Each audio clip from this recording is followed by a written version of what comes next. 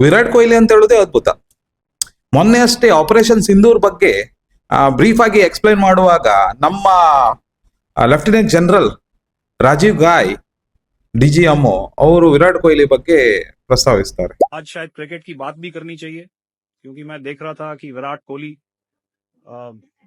ने test cricket से retirement ले ली. कई भारतीयों की तरह वो मेरे भी फेवरेट क्रिकेटर हैं. ಅದಲ್ಲದೆ 2028 ರಲ್ಲಿ ಲಾಸ್ ಏಂಜಲ್ಸ್ ಅಲ್ಲಿ ನಡೆಯುವ ಒಲಿಂಪಿಕ್ಸ್ಗೆ ಕ್ರಿಕೆಟ್ ಸೇರಿಸಬೇಕಂತ ಹೇಳಿ ಅಂತಾರಾಷ್ಟ್ರೀಯ ಒಲಿಂಪಿಕ್ ಸಮಿತಿಯ ಡೈರೆಕ್ಟರ್ ನಿಖಿಲೋ ಕ್ಯಾಫ್ರಿಯಾನಿ ರೀಸೆಂಟ್ ಆಗಿ ಹೇಳಿದ್ದಾರೆ. ಇದಕ್ಕೆಲ್ಲ ಪ್ರಭಾವವೇ ವಿರಾಟ್ ಕೊಹ್ಲಿ ಅಂತ.